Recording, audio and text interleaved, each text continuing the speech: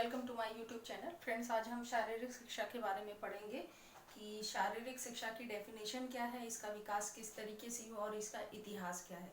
ठीक है फ्रेंड्स, चलिए आगे बढ़ते हैं हम लोग। शारीरिक शिक्षा से तात्पर्य क्या है, तो शारीरिक शिक्षा से क्या अभिप्राय है। देखिए, शारीरिक शिक्षा उन प्रतिक्रियाओं से होता है, इनका मतलब जो मनुष्य के शारीरिक विकास, मानसिक विकास, सामाजिक तथा सांस्कृतिक विकास से संबंधित है। ठीक है, इस डेफिनेशन को आप ध्यान से देखिए।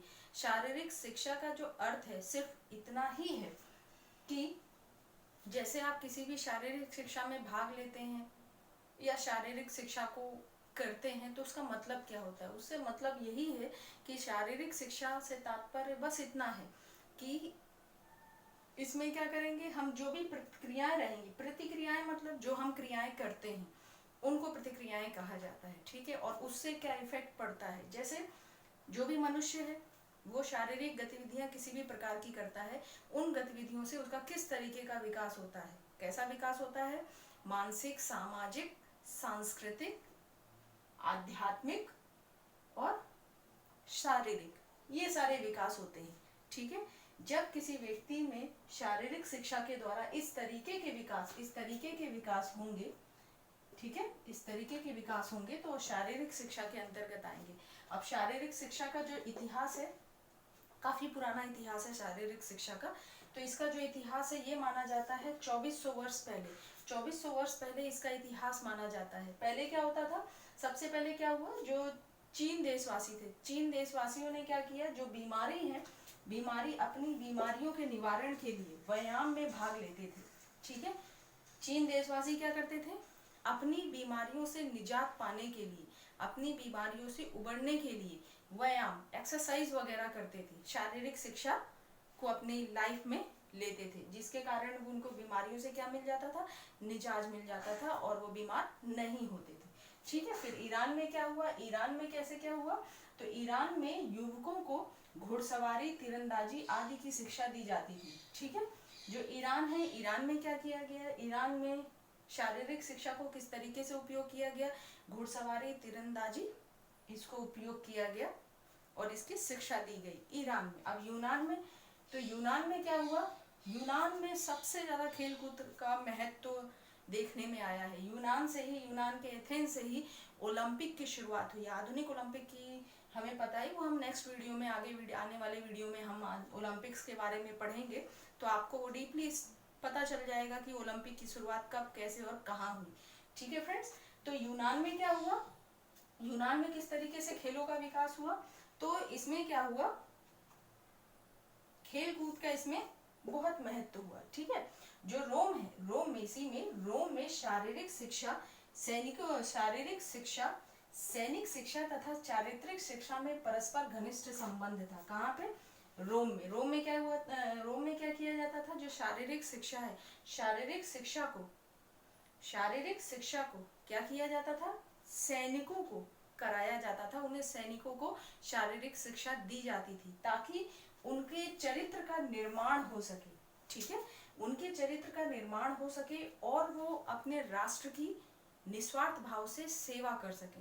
जब व्यक्ति में चरित्र का निर्माण होगा तो उसमें किसी भी प्रकार के कोई भी दुर्गुण आएंगे ही नहीं। ठीक है फ्रेंड्स, इस बात का आप लोग हमेशा याद रखना कि व्यक्ति में अगर यदि चरित्र का निर्माण हो गया तो आप उस पर आंख बंद करके भरोसा कर सकते हैं। और इनके चरित्र का निर्माण जो रोम था वो किस तरीके से करता था, शारीरिक शिक्षा का उपयोग करके इनके चरित्र का निर्माण सैनिकों में किया जाता था। ठीक है फ्रेंड्स, ताकि ये अपनी राष्ट्र की रक्षा कर सकें। ठीक है, चलिए आगे बढ़ते हैं। आगे हम विकास के बारे में पढ़ेंगे कि जिस विकास, कैसे शारीरिक शिक्षा का विकास हुआ।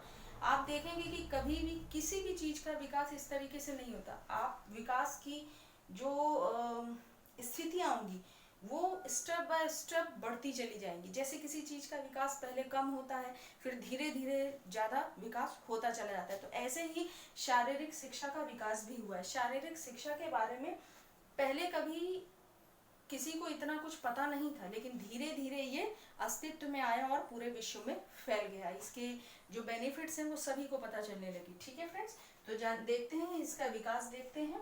प्रारंभिक समय में शारीरिक शिक्षा का उद्देश्य केवल व्यायाम, मनोरंजन व देश की सेवा मात्र थी। मतलब पहले शारीरिक शिक्षा को सिर्फ और सिर्फ व्यायाम, एक्सरसाइज के रूप में, देश की सेवा के रूप में और मनोरंजन के रूप में ही लिया जाता था। लेकिन धीरे धीरे क्या हुआ, इसका विकास बढ़ता चला गया।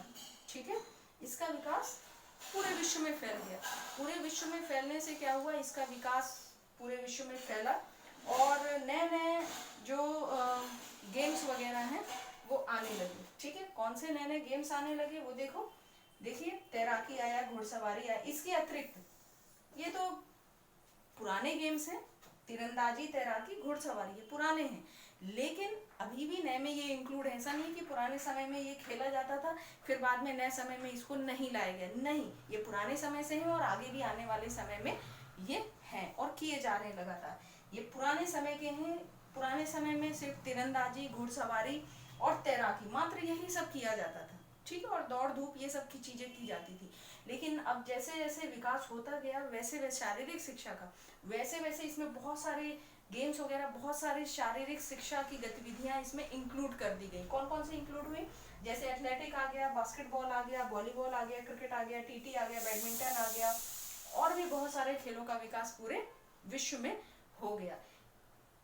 इनके विकास होते ही, जैसे ही इन खेलों का विकास हुआ शारीरिक शिक्षा के द्वारा, तो इनसे क्या हुआ, हर एक व्यक्ति में फिजिकली डेवलपमेंट हुआ। फिजिकली डेवलपमेंट हुआ तो फिजिकली डेवलपमेंट से बहुत सारे बेनिफिट होते हैं। ये हमें सभी को पता है कि आजकल आप नीरज चोपड़ा जी के बारे में जान रहे हैं, देख रहे हैं। नीरज चोपड़ा जी ने क्या किया है, उनका क्या है, बैडमिंटन नहीं, जैवलिन थ्रो में अभी ओलंपिक में, हाल ही को पेरिस ओलंपिक में जैवलिन थ्रो में इन्होंने गोल्ड मेडल जीता है। तो अब आप जान ही रहे हैं कि कितना बेनिफिट है, फिजिकली फिट है और अभी इकोनॉमिकली भी बहुत ज़्यादा स्ट्रॉन्ग है। ठीक है फ्रेंड्स, चलिए ठीक है, आज के ये टॉपिक हमारा कंप्लीट हो गया है। हम नेक्स्ट वीडियो में फिजिकल एजुकेशन के करियर के बारे में पढ़ेंगे। ठीक है, फिजिकल एजुकेशन के द्वारा कौन कौन से करियर वगैरह अपना सकते हैं। ठीक है, क्या क्या फिजिकल एजुकेशन के बेनिफिट हैं, कैसे हम अपने फिजिकल एजुकेशन को लेके अपने फ्यूचर को ब्राइट कर सकते हैं। ठीक है फ्रेंड्स, चलिए ठीक है, अगर मेरा वीडियो आप लोगों को अच्छा लगा हो तो प्लीज़ लाइक और सब्सक्राइब करना ना भूलिएगा। नेक्स्ट वीडियो हम जल्दी ही लेके आते हैं। ठीक है, थैंक यू फ्रेंड्स।